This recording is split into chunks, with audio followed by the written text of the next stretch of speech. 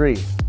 A new album or a collection of 12 inches, or like tell us a little bit about where this concept is coming from.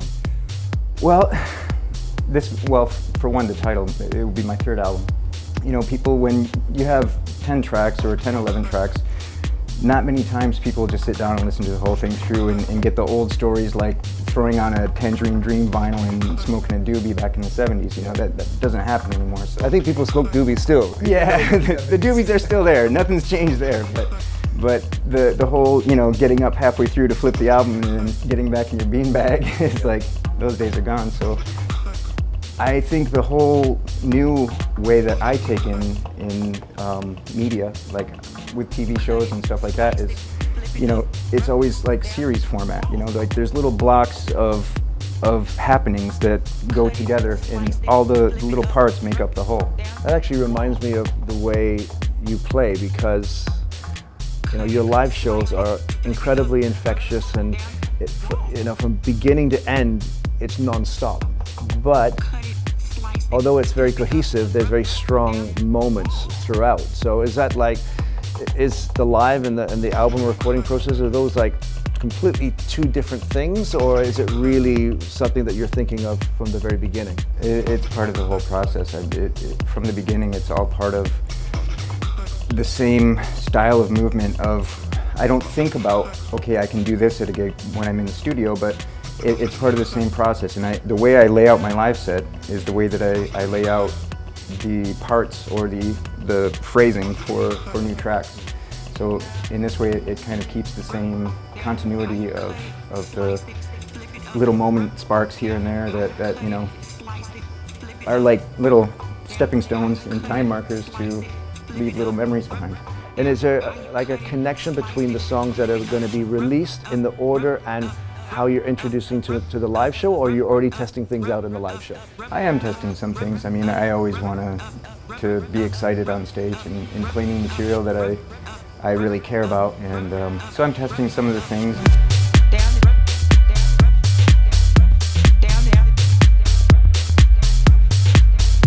I know John's studio, yeah. and you know, you hear about Eurorack and modular and new pieces and old pieces coming through, and every time, you know, we talk, there's some new thing you're talking about. So yeah. like, how do you actually, you know, find the time to finish something when there's so many new possibilities? Yeah. Which I know you're super inspired by new things. Cut it, slice it, flip it up. I would have to say some of my best tracks have come from the inspiration for learning a new piece of gear or testing something new, and all of a sudden a sound catches your attention, and you just got to run with it. Take that sound and turn it into something, you know. And so there's a point where you have to just remember to record all the time and go back and not get lost by, you know, because you could sit there and play with a new piece of gear and forget about turning it into something. That's dangerous. That could be, you know, as a recording producer, you could, yeah, definitely not get anything done that way. But yeah, I mean, once you have that hook or that thing that sticks in your head, you're like, okay, I can see that potentially growing into this. I want to run with this idea, and then you just go for it. You just said a word, the hook, and I don't know if all techno tracks have a hook that it really just catches you. A lot of it is kind of the groove is the hook, Yeah. and although you have an incredibly strong Gaiser groove, I find this album actually has a little bit more of more hooks than ever before. It's not something that I would think about, like, okay, I have to make something that, you know, like hooks people on the line and like, okay, catchy, but I think to me it's really important that you have something that is the character, the 100% essence of the main point of an idea you're trying to get across. When you write a piece of music and people walk away from listening to your live set and they don't have anything in their head, there's no parts or catchy phrases that are bouncing around their head that they can go home and remember, it's kind of like a little bit of a wash, you know? You want to create memorable moments and things that stick in your head.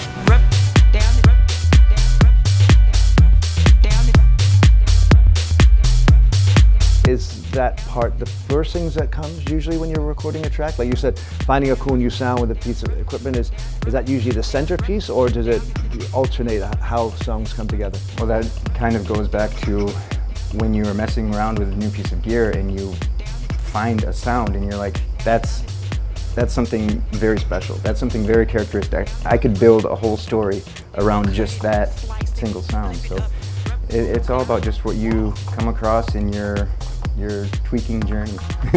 John always has weird little voices in the back, and I never really know where they're coming from, but I found that they're even more embedded on some of the tracks on this album. Yeah. So why is that? Or is like, did you find like a new movie that you're sampling, or is there, you know, a friend who you're like, where is that coming from? Because they feel really, you know, sometimes you hear a voice or a sample and it feels like it's just kind of been added on top. Right. But with especially the new album, these things feel so cohesively part of what's happening. The voice is something a synthesizer or any other studio equipment cannot make that character. So when you have this element that's bubbling along to the rest of your studio gear, it makes the whole thing feel more human and more flowing and more almost like whispers in your ear when you don't know where they're coming from, you know? Like these kind of things, to me, it makes everything sound like it's coming all together as one piece, the balance of humanity and, you know, technology. So one of the songs, Rub Down? Yeah.